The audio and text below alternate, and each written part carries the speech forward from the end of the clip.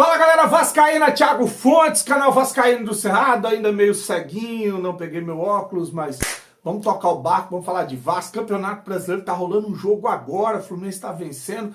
Antes, vou pedir uma moral, deixa o joinha, deixa o like, se inscreve no canal, que é importante para ele ser indicado no YouTube. Olha, eu vou, deixa o sininho ativado, porque aqui tem muita gente me falando que estão tirando até as inscrições. Vê se sua inscrição ainda tá, deixa o sininho ativado, comenta e compartilha, que aí o YouTube volta a recomendar o canal, que eu acho que o YouTube tá meio que largando o meu canal de mão. Mas vamos lá, vamos falar de Vasco. Antes vamos falar do Campeonato Brasileiro, tá rolando agora Fluminense e Grêmio, Campeonato Brasileiro com o Grêmio saindo na frente, e o Fluminense virando, tá 2-1, não sei, tava rolando uma pressão do Grêmio agora, 2-1 aí, uma vitória que faz o Fluminense respirar, porque olha, o Fluminense tá indo a 39 e deixando o Grêmio com 38. Se o Fluminense perde esse jogo hoje, ficaria com 36, a 2 pontos do primeiro time da zona de rebaixamento, que é o Bragantino.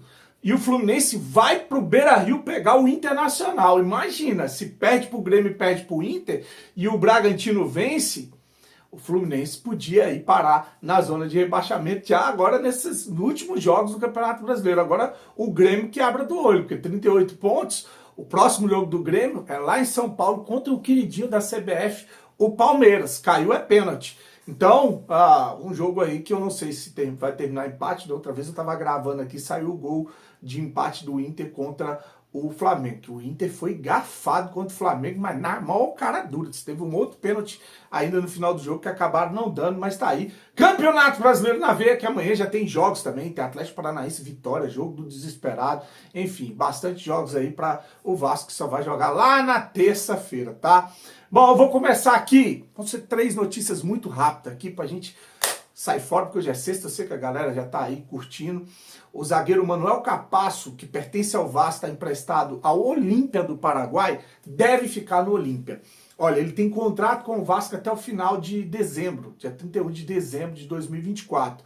Porém, contudo, todavia, o time paraguaio quer contar com o jogador para o ano que vem. Por quê? Porque ele é titular absoluto lá e o Olímpia, além de ser líder do Campeonato Paraguaio, isolado, com 6 pontos na frente do segundo colocado, vai jogar a Libertadores 2025. Então o Capasso acabou encaixando, jogando bem lá, e o Olímpia quer que ele fique. Aliás, o jogador sai do Vasco, se dá bem, né? O Palácio foi pro Colo-Colo, mas o Léo Gil também arrebentaram. O Orediano e o Peck foram para os Estados Unidos arrebentando. Sair do Vasco, Cauã Barros lá no Amazonas arrebentando.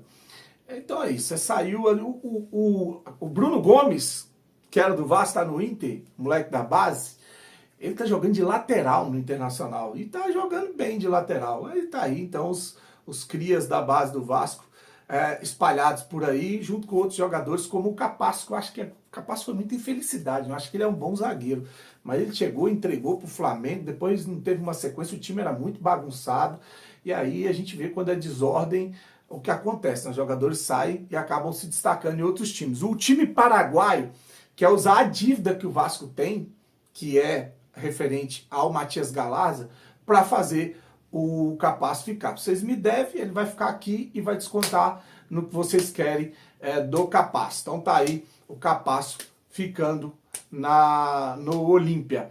O Vasco estuda a possibilidade de contratar em definitivo o volante Hugo Moura. Ele está emprestado para o Vasco até o final do ano também.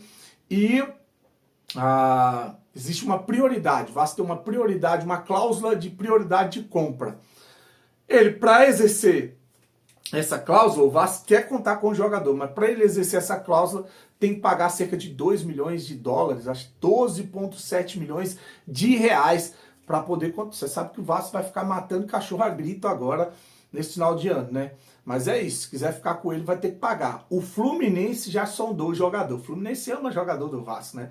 O Fluminense já foi saber da situação, parece estar interessado na contratação do Hugo Moura, o volante, que acabou dando certo, né? Olha, eu vou falar, se tem um time que a gente tem que agradecer na temporada, é o tal do Atlético Paranaense. Porque ele manda pra gente o Hugo Moura e tira da gente o Praxedes. A gente vai para nono, décimo, e ele sai de 19º e vai para ali, para a beira da zona de rebaixamento. Ô, troca maravilhosa foi essa aí. Então, fica aí a dúvida se o Vasco vai contratar o jogador que em 30 jogos teve 4 assistências e 2 gols. Lembrar que não é muito a dele, gol e assistência. O negócio dele é marcação. É um jogador que no meio de campo do Vasco encaixou como uma luva, né? Encaixou como uma luva. A gente tinha o problema ali de quem seria esse primeiro volante ou segundo volante, ou quem ia fazer a dupla de volante. Ele teve aquela expulsão contra o time dele. O torcedor ficou revoltado com ele, mas depois, quando voltou, assumiu a titularidade e nunca mais saiu.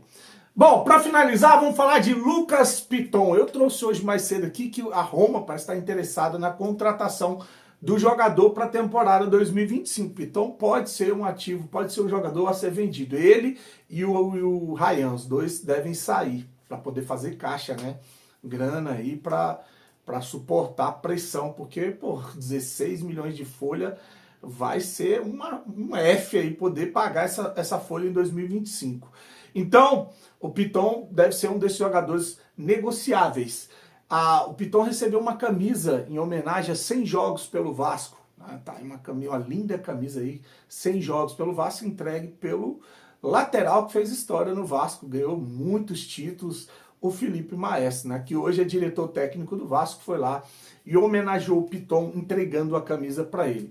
Hoje eu falei assim, olha, eu até falei no grupo lá, o Vasco, a gente falou muito que o Vasco era um lixo, o time era ruim, o elenco horroroso, só que, pô, se você parar para pensar no elenco do Vasco, com as peças que vão sair lá, o Piton deve sair, o Ryan deve sair, o Vasco tem uma coluna ali, uma estrutura para começar. Se fizer umas 6 contratações pontuais, não precisa ir para o mercado, porque eu vi muita gente falando assim, dispensa todo mundo, fica só o goleiro e o atacante. Não, não é bem por aí não, cara. Não vai, eu sei que a gente age muito na emoção, mas não vai.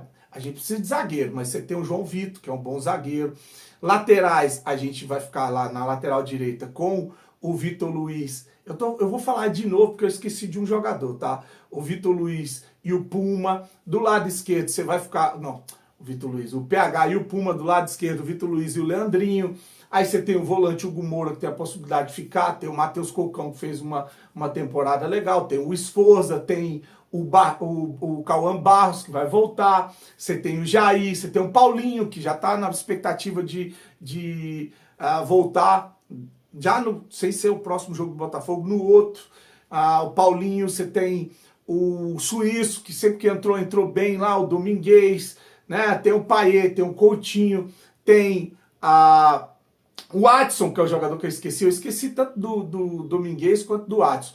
O Domingues, o Adson e tem o Verratti. A gente precisa de um atacante ali, porque se o Verratti se machucar ou tomar cartão, a gente não tem um substituto, e a gente precisa de jogador de velocidade de lado de campo, principalmente o lado esquerdo, tá? Então, seria um atacante do lado esquerdo, um centroavante, 2 zagueiros, né? 2 zagueiros tem que contratar.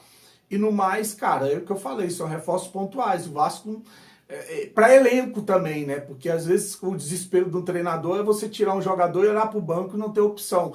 É o time cair de rendimento quando tem que mexer. Então, assim, não vamos começar do zero. Eu sei que tem muita gente puta, muita gente revoltada, mas calma lá, não é jogar tudo fora não, tem muito time que não tem essa estrutura aí para começar. Tá? A gente já tem uma estrutura para começar, que vá ao mercado fazer contratações pontuais, não sair contratando 12 cabeças de bagre. Traz, o que eu falei, 4, 5, 6 para chegar com status de titular. E aí sim a gente vai ter um elenco reforçado pro ano que vem. Mas isso é coisa que só vai discutir depois que acabar o Campeonato Brasileiro. Tô metendo o pé, curte, se inscreve no canal. Fique com Deus, saudações vascaínas.